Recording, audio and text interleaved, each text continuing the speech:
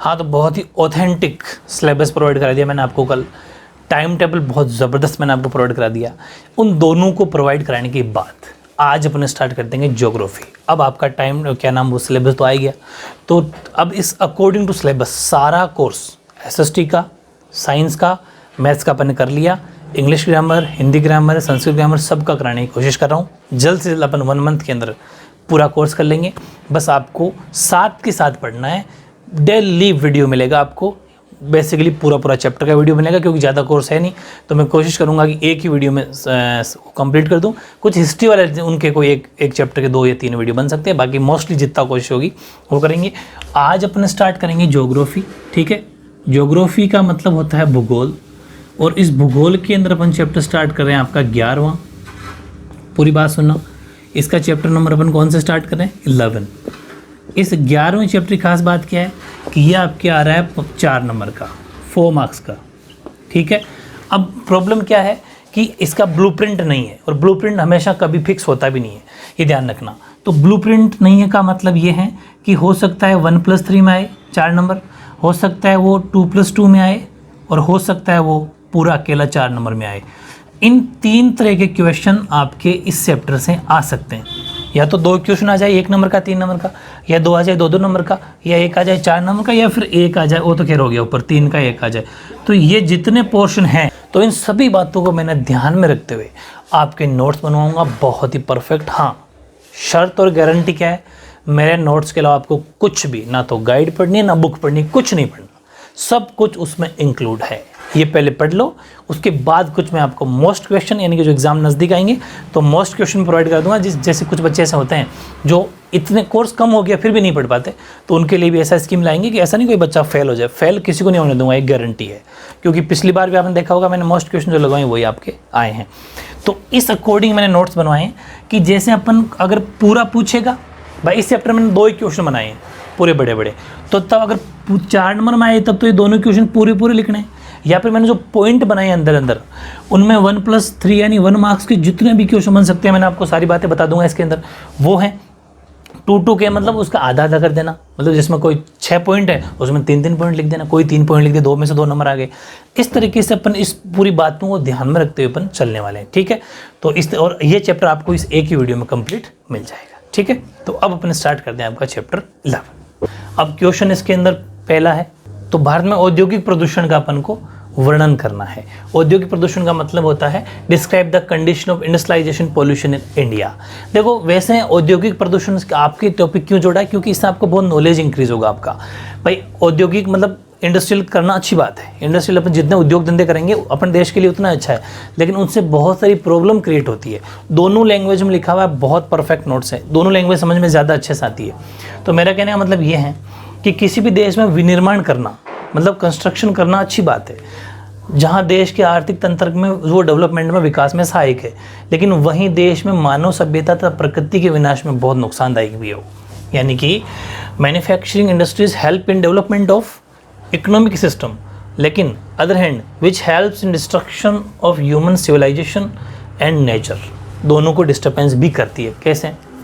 देखो जैसे आपका राजस्थान बोर्ड है, वैसे ही इनका भी एक देश में हमारे भी बहुत सारे बोर्ड बने हुए हैं, बहुत सारे विभाग डिपार्टमेंट बने हुए हैं। केंद्रीय जल भूमि नियामक बोर्ड यानी कि सेंट्रल ग्राउंड वाटर बोर्ड, ये क्या कहता है?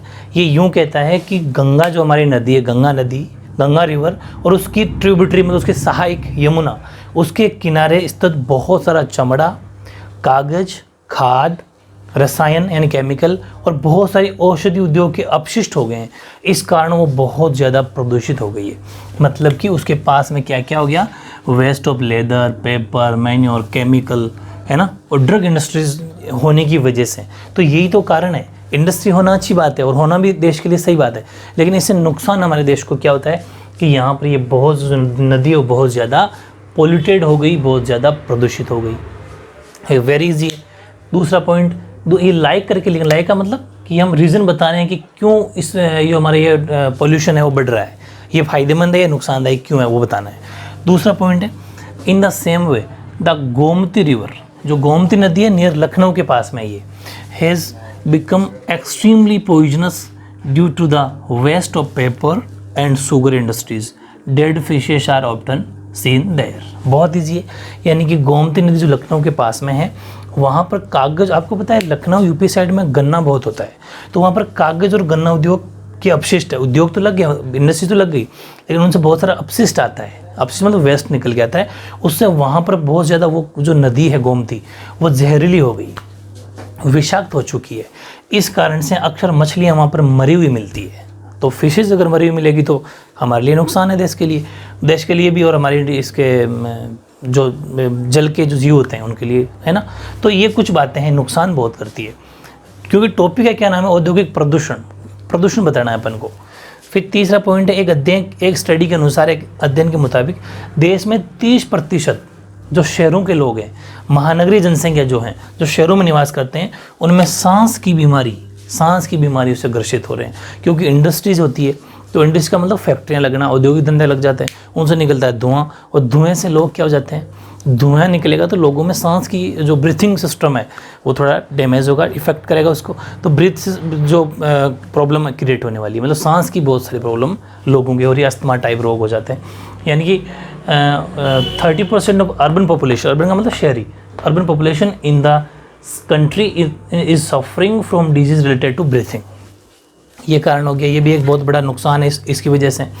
फिर चौथा है, औद्योगिक अपशिष्ट जल तथा वायु के माध्यम से, औद्योगिक अपशिष्ट होते हैं वो आपको पता है पानी में बहा दिए जाते हैं, या फिर हवा डिस्टर्ब होती है तो वायु हो गया, एयर हो गया, उनके माध्यम से जो समुद्री भागों में पहुंच जाती है, पहुंचकर जो वहाँ की स्थानीय पारिस्थितिक तंत्र है, मतलब वहाँ के जो लोग भाई, जैसे समुद्र के अंदर क्या क्या होता है, सीज के अंदर आपको पता है फिशेज होती है, और भी बहुत सारे समुद्र के जीव होते हैं, है ना, वो प्रभावित करती है उनको, क्योंकि उनको रहने के लिए चाहिए उस जैसा पानी, जो ऑलरेडी उसके अंदर पानी है वैसा पानी चाहिए, लेकिन ये जब मिलेगी तो गंदगी फैलेगी, उसमें केमिकल बन जाएंगे, और वो बहुत सारे, उनका जो भोजन श्रृंखला है, मतलब जो फूड चेन है वो डिस्टर्ब हो रही है, प्रभावित हो रही है, और समुद्री जीव जंतु तथा वनस्पति मरने लग जाते हैं।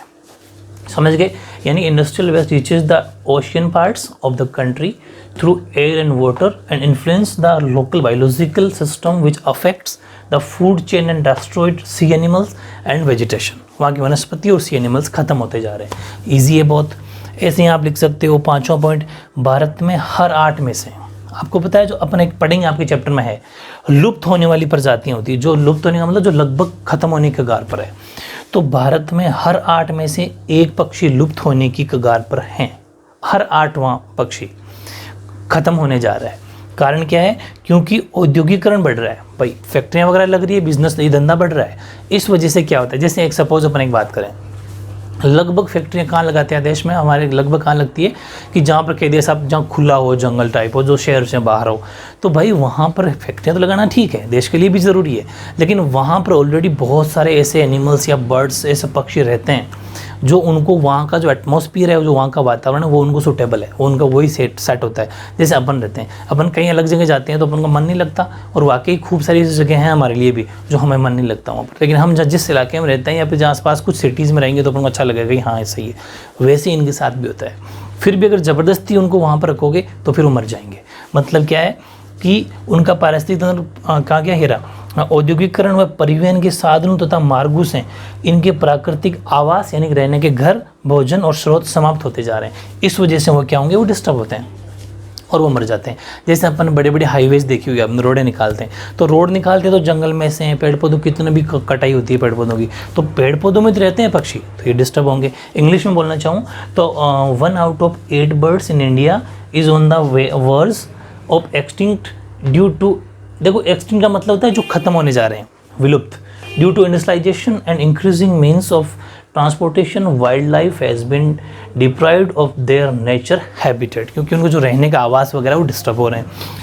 अब लास्ट में आपको एक ज्ञान देना है, ज्ञान का मतलब एक उपाय बताना है कि हमें संवर्धित तथा सुविकसित औद्योगिकरण विकास का मार्ग अपनाना होगा। मतलब कि डेवलपमेंट भी हो, औद्योगिकरण भी चलता रहे, लेकिन थोड़ा इनके बारे में भी सोचते हुए, जैसे कि कुछ ज़्यादा ही जहाँ पर पक्षी बर्ड होते हैं उस इलाके को बचा दिया जाए। मतलब बहुत सारी चीज़ें ऐसी हैं।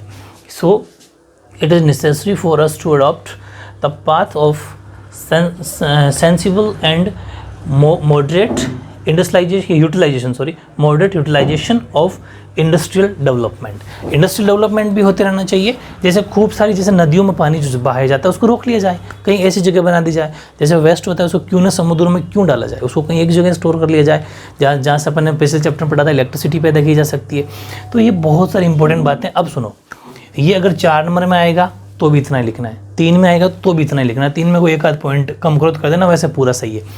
और 1 मार्क्स में इन्हीं पॉइंट से पूछ लेगा वो, अगर पूछना चाहेगा तो, ठीक है। और 2 मार्क्स में 2 पॉइंट लिख देना। तो मतलब ये क्वेश्चन कैसे भी आए, मैंने आपको 4 नंबर के लिए भी, 3 नंबर के लिए भी, 1 नंबर के लिए भी, 2 नंबर के लिए भी तैयार कर दिया, ठीक है। एक क्वेश्चन और है चैप्टर में बड़ा सा, उसमें भी 1, 2, 3, 4 के मार्क्स में, उसमें ज़्यादा चांस है। ये तो हो सकता है 2 या 3 में आ जाए। जो नेक्स्ट क्वेश्चन ले रहा हूँ वो 1 का भी आ सकता है, ऐसा पॉइंट उसमें फैक्ट है, 2 का भी आ सकता है, 3 का भी आ सकता है और 4 का भी आ सकता है, ठीक है। ओके, हाँ अब देखो ये जो सेकंड क्वेश्चन है ना, ये बहुत बहुत इंपॉर्टेंट है। और पहली बात ये सुन लो कि मैं जितना लिखवा रहा हूँ उसके अलावा कुछ नहीं पढ़ना है आपको। बेफिजूल की बातें पढ़ोगे, पढ़ते रह जाओगे, कुछ नहीं आना। जो मैं कह रहा हूँ 100% उन्हीं में से आएगा, बस दिक्कत क्या है। अब सुनो, इसमें क्वेश्चन क्या आएंगे, 1 मार्क्स के आएंगे, बिल्कुल बताऊंगा कैसे आएंगे। 2 मार्क्स का आएगा, 3 और 4, मतलब ये सबसे टॉप क्वेश्चन है, मुझे लगता है इस साल यही आएगा। पहला क्वेश्चन भी ठीक है लेकिन ये आएगा इस बार, ये 100%। अभी पेपर आउट मान लो आप। क्वेश्चन ये कि describe the major industries of Rajasthan. Rajasthan के प्रमुख उद्योगों का वर्णन करो। राजस्थान में कौन कौन से उद्योग हैं।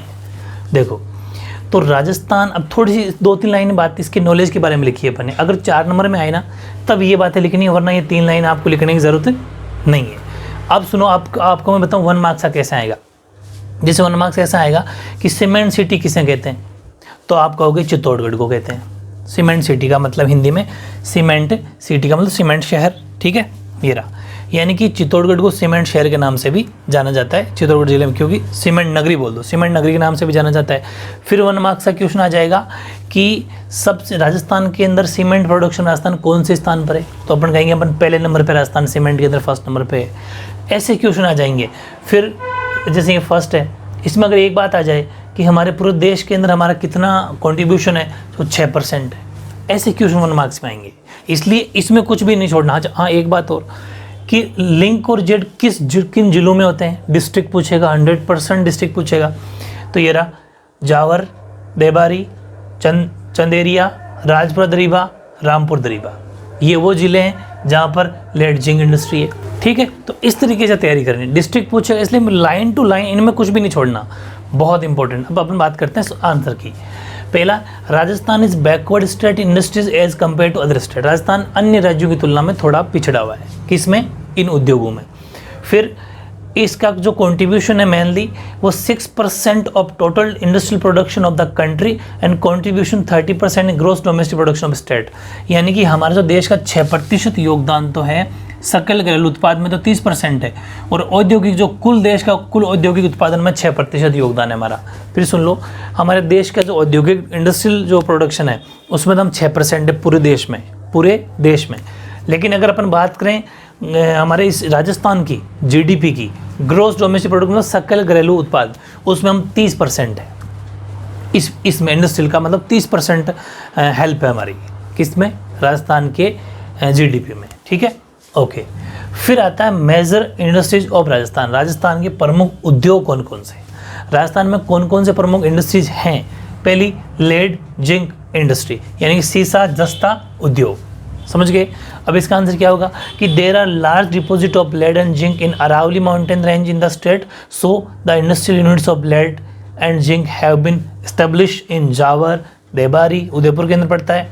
ये क्या नाम इसका, चंदेरिया, चित्तौड़ के अंदर पड़ता है। ये राजपुर दरीबा, रामपुर दरीबा, ये राजसमंद के अंदर पड़ता है। तो ये चीज़ें वो है कि यानी कि राजस्थान के अरावली पर्वत में होने की वजह से शीशे जस्ते की भंडार होने के कारण इन जिलों में, उदयपुर, चंदेरिया, इन जिलों के अंदर शीशा जस्ता उद्योग के सेंटर हैं।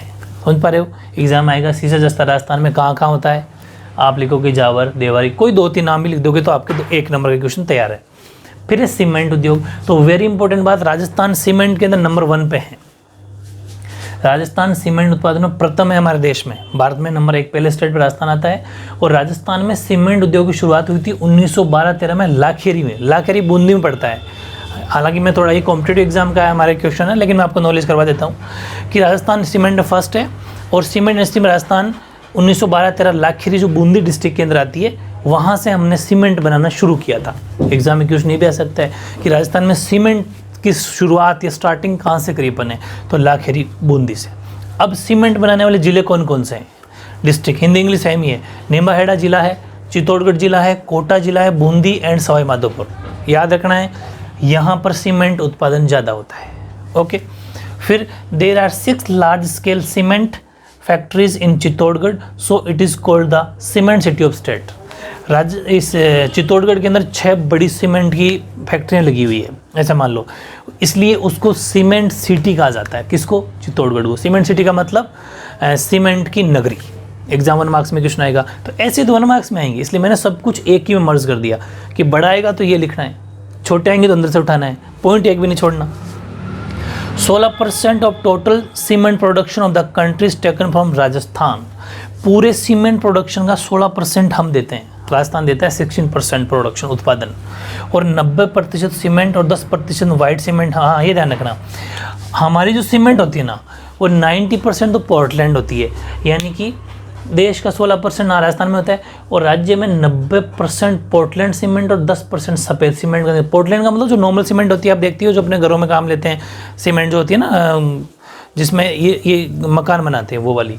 और वाइट सीमेंट भी उसके काम आती है। 2 तरह की सीमेंट है, उसमें 90% तो पोर्टलैंड है हमारी, और 10% वाइट सीमेंट है। एक्चुअली वाइट सीमेंट की फैक्ट्री गोटन के अंदर है, नागौर डिस्ट्रिक्ट में पड़ता है, लेकिन वो आपके नॉलेज की बात नहीं है।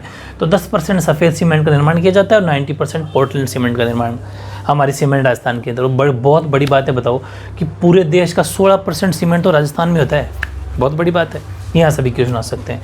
तीसरा है हैंडीक्राफ्ट इंडस्ट्री, हस्तशिल्प उद्योग। इसमें मैंने बहुत ज़बरदस्त पॉइंट बनाए आपके, ताकि 1 मार्क्स साथ में रहे, और लिखने का पैटर्न टीचर को यूँ समझ में आएगा, यूँ टिक करेगा, यूँ मार्क्स मिलेंगे आपको। पहला कि gem crafting and ornament making in done in Jaipur, Pratapgarh और नाथद्वारा। यानी कि जो ऑर्नामेंट के, यानी कि जो रत्न तराशने के, डायमंड के और आभूषणों का निर्माण कार्य कहाँ होता है? जयपुर, प्रतापगढ़, नाथद्वारा। याद रखना, अलग से जिले आएगा, पूछेगा कि रत्न जो बनाए जाते हैं, रत्न और क्या बोलते हैं, ऑर्नामेंट्स, आभूषण, ये बेसिकली कहाँ के फेमस है, तो आप लिखेंगे जयपुर, प्रतापगढ़, नाथद्वारा। फिर है मूर्ति और कलात्मक सामान, जो मूर्तियाँ बनाते हैं ना, स्टैचू और artificial goods are made in Jaipur, Jodhpur, Udaipur. तो ये कलात्मक सामान बनाते हैं जयपुर, जोधपुर, उदयपुर में। ठीक है, ध्यान रखना, ये आर्टिस्टिक है, आर्टिस्टिक गुड्स, कलात्मक सामान। फिर जो लाख की चूड़ियाँ होती है ना, जो लेडीज पहनती है, लाख का सामान और चूड़ियाँ, लाख की चूड़ियाँ भी होती है, लाख का सामान और भी बहुत सारी चीज़ें बनती है। तो लाख का सामान और चूड़ियाँ जयपुर, जोधपुर की फेमस है, यहाँ बनाई जाती है। फिर रंगाई छपाई का काम जो होता है, यानी जो डाइंग और प्रिंटिंग का जो काम है, और बंदेज का जो काम है, तीनों, डाइंग, प्रिंटिंग और बंदेज, यानी कि रंगाई, छपाई और बंदेज उद्योग बाड़मेर, पाली और सांगानेर। सांगानेर जयपुर में पड़ता है। पाली, बाड़मेर और सांगानेर, 3 जिलों में रंगाई, छपाई और बंदेज का काम फेमस है हमारे राजस्थान के अंदर। ये सब 1 मार्क्स में आ सकते हैं। क्वेश्चन आएगा रंगाई, छपाई और बंदेज कहाँ पर, कहाँ के फेमस है, या फिर किन जिलों में होता है, तो आप लिखोगे पाली, सांगानेर और बाड़मेर। फिर क्वेश्चन आएगा कि स्टैचू आर्टिस्टिक गुड्स, यानी कि जो आपकी मूर्तियों के और कलात्मक सामान बनते हैं, वो आप काम, तो आप लिखेंगे जयपुर, जोधपुर, उदयपुर। तो ऐसे क्वेश्चन अंदर से आएंगे। तो मेरी बात, दोनों बात समझ पा रहे हो ना? इंटेलिजेंट बच्चा मेरी बात को, हर बात को समझता है, और मोस्टली अपने चैनल पे ज़्यादातर बच्चे वही हैं जो वाकई इंटेलिजेंट है। ये मुझे कैसे पता चला कि देखो, बहुत सारे लोग व्यू कमाने के लिए कुछ भी डाल देते हैं। जैसे आपने देखा होगा, जो पीछे टाइम टेबल डाल दिया ऐसे ही, जबकि वो ओरिजिनल वेबसाइट पर आया भी नहीं था। तो अपने तभी डाला मैंने जब वो आया ओरिजिनल वेबसाइट, आज की न्यूज़पेपर में भी आ गया।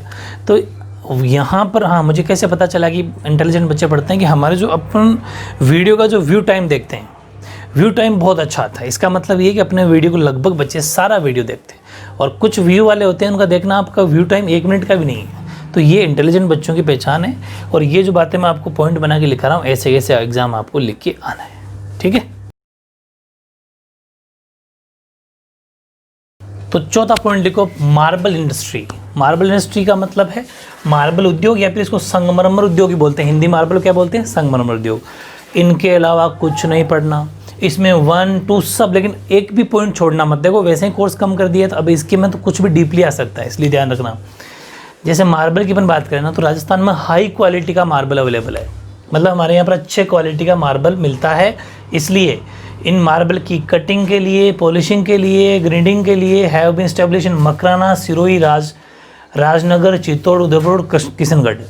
ध्यान रखना, इस कारण मकराना, सिरोही, चित्तौड़, उदयपुर, किशनगढ़ में संगमरमर की कटाई और पॉलिश के लिए घिसाई करने के काम किए जाते हैं। पहली बात एक बार छोटी सी और बता दूं, मकराना के अंदर हमारे वाइट मार्बल मिलता है। हमारे राजस्थान में मकराना के अंदर सफ़ेद मार्बल या सफ़ेद संगमरमर कहाँ मिलता है? मकराना में। बाकी सब जगह अलग अलग, कहीं पिंक मिलता है, वो सब अलग अलग जगह का मार्बल मिलता है, लेकिन सफ़ेद मार्बल या वाइट मार्बल मकराना का फेमस है। ठीक है, ये ध्यान रखना। जिले पूछ सकता है, डिस्ट्रिक्ट पूछेगा मार्बल कहाँ कहाँ होता है, तो आप लिख देना मकराना, सिरोही, राजनगर, चित्तौड़, यहाँ पर कटिंग और पॉलिशिंग का काम होता है, यही ज़्यादा मिलते हैं, किशनगढ़ वगैरह। फिर है सोल्ट एंड केमिकल इंडस्ट्री, यानी कि हमारे नमक और रसायन उद्योग भी खूब सारे। इसमें छोटी सी बात बता दूं मैं आपको कि एक ज़िला है, नागौर ज़िले के अंदर डीडवाना तहसील है, वहाँ पर एक नमक की, वहाँ पर भी एक झील है। ठीक है, वहाँ पर भी एक झील है या लेक है, लेकिन वहाँ पर क्या है, वो नमक होता है, लेकिन वो नमक केमिकल में काम आता है। जबकि जो सांबर झील है, ठीक है, सांबर झील है जिसका 60% पोर्शन जयपुर ज़िले में आता है, 40% पोर्शन नागौर ज़िले के अंदर आता है, क्योंकि वो दोनों की आधी आधी दूर में है। लेकिन वो आपके नॉलेज के लिए, वो तो मैं ऐसे कॉम्पिटिटिव के हिसाब से बता रहा हूँ। तो largest salt water lake of the country Sambhar lake produces largest amount of salt. ध्यान रखना, देश में सबसे बड़ी खारे पानी की जो झील है, वो देश में सबसे बड़ी वो है सांबर झील। सांबर देश में सर्वाधिक नमक पैदा करती है हमारे पूरे भारत देश में, जो हमारे राजस्थान के अंदर है। दूसरी सोडियम सल्फेट इंडस्ट्री करती है डीडवाना वाली, और मैग्नीशियम सल्फेट इंडस्ट्री करती है पचबदरा वाली। फिर सुन लो, यानी कि सोडियम सल्फेट का नमक जो केमिकल का बना हुआ तो कारखाना है डीडवाना के अंदर, और पचबदरा में मैग्नीशियम सल्फेट का कारखाना स्थापित किया गया। ये भी क्वेश्चन 1 मार्क्स में आएगा कि सोडियम सल्फेट का कारखाना कहाँ पर है? डीडवाना। मैग्नीशियम सल्फेट का कहाँ पर है? पचबदरा। और फिर आ जाएगा लार्जेस्ट सोल्ट, जो सबसे ज़्यादा नमक पैदा करती है, वो कौन सी लेक या झील है? सांबर झील। समझ पा रहे हो? जो जयपुर और नागौर दोनों में स्थित है। 40% नागौर डिस्ट्रिक्ट में पड़ती है, 60% जयपुर डिस्ट्रिक्ट में आती है। वो आपके लेवल की नहीं है, लेकिन बता देता हूँ। फिर वुल इंडस्ट्री। वुल इंडस्ट्री का मतलब है ऊन उद्योग। देखो, आपने सुना है कि ऊन बेसिकली बीकानेर, जोधपुर, बाड़मेर और पाली, यहाँ पर भेड़ वगैरह ज़्यादा है, तो इन जगहों पर ऊन ज़्यादा है। डिस्ट्रिक्ट पूछे तो ये लिख देंगे। बाकी थोड़ा पढ़ लेते हैं कि यहाँ हमारे इंडिया वो highest number of sheep and wool giving animals are reared in Rajasthan. पूरे देश में सबसे ज़्यादा भेड़ और ऊन संबंधी पशुओं का पालन राजस्थान में किया जाता है। बेसिकली जिले हैं बीकानेर, जोधपुर, बाड़मेर, पाली। ध्यान रखना, जो ऊन के लिए हाईएस्ट शीप या भेड़ों को जो पाला जाता है वो राजस्थान में पाला जाता है, भेड़ बकरियां। और भेड़ वगैरह राजस्थान के अंदर, क्योंकि उससे क्या निकलती है? ऊन निकलती है। ऊन के बेसिकली जिले बीकानेर, जोधपुर, बाड़मेर, पाली है। याद हो गया? बहुत ईजी है। फिर cotton textile industry. Cotton textile industry का मतलब हिंदी में होता है सूती वस्त्र उद्योग। तो ये इसके भी डिस्ट्रिक्ट फिक्स है कि गग्गर के में गग्गर नदी है, ये गग्गर एक रिवर है। गग्गर नदी का जो मैदान है ना, मैदान मतलब जो आसपास का सपाट में जहाँ वो चलती है, वो मैदान कपास के उत्पादन से भीलवाड़ा, उदयपुर, कोटा, गंगानगर, पाली में सूती वस्त्र मिलें स्थापित है। मिल होती है जो जहाँ पर इसको सूती वस्त्र उद्योग को बनाया जाता है, काटा जाता है, ऐसा मान लो, काटना। कॉटन कल्टीवेशन इन इरीगेटेड, ये इरीगेटेड है, ठीक है, प्लेन्स ऑफ गग्गर मतलब रिवर है ये। Textile mills have been established in Bhilwara, Udaipur, Kota, Ganganagar and Pali. District याद हो जाएंगे? ठीक है। 4% हमारा 4% प्रोडक्शन है देश के, पूरे भारत का 4% production of cotton textile is done here. पूरे देश का 4% सूती वस्त्र का जो उत्पादन है वो यहाँ पर होता है, इन जिलों में, मतलब राजस्थान में। सिर्फ 4%, लेकिन फिर भी है तो है। फिर मेनली किस काम आता है? शूटिंग और shirting. Cloth is prepared produced here. मतलब बेसिकली हिंदी भी वही है कि बेसिकली शूटिंग और शर्टिंग का कपड़ा जो होता है ना, सूट और शर्ट का, उस कपड़े के अंदर बेसिकली इस कॉटन के टेक्सटाइल का, सूती वस्त्र का हमारे यहाँ पर यूज़ है। और लास्ट है ऑयल सीड इंडस्ट्री, यानी कि तिलहन उद्योग। तो एक बात का ध्यान रखना, देश में राजस्थान तिलहन जो फसलें होती है ना, जिसमें तेल निकलता है, ऑयल नंबर 1 पे है राजस्थान, देश में नंबर 1 पे। फिर बता दूं, राजस्थान सीमेंट के अंदर नंबर 1 पे था, और राजस्थान ऑयल सीड के अंदर भी नंबर 1 पे है, ध्यान रखना, ठीक है। तो और दूसरी बात, हाँ, ये भी नमक, सॉल्ट सबसे ज़्यादा नंबर 1 पे, अपन सांबर झील से सबसे ज़्यादा नमक पैदा किया जाता है। ये एक नंबर वाली बातें तो पक्की मोस्ट है, देश का प्रथम तिल उत्पादन राजस्थान में प्रथम हो गया। अब इसमें कौन कौन सी होती है, मूंगफली, सरसों, सोयाबीन, अलसी, अरंडी आदि का तेल निकालने के लिए भरतपुर, अलवर, जयपुर, दौसा, कोटा, बूंदी, यहाँ पर इनकी क्या लगाई गई है, फैक्ट्री लगाई गई है, ऐसा मान लो, ठीक है। तो आदि का ऑयल निकालने के लिए मैंने यहाँ इंडियन डिस्ट्रिक्ट के अंदर अपन इनकी फैक्ट्रियाँ या फिर ऐसा मान लो कि इनकी मिलें लगाई है। इस तरीके से ओवरऑल ये चैप्टर बहुत ही प्यारा सा चैप्टर, छोटा सा चैप्टर, 4 नंबर का चैप्टर। इनके अलावा अगर शब्द मिल जाए आपको तो मुझे बताना, एक वर्ड भी एग्जाम में इनसे बाहर नहीं जाएगा अगर आपने मैंने जो कहा है उस अकॉर्डिंग पॉइंट टू पॉइंट पढ़ लिया हो तो, ठीक है। ओके।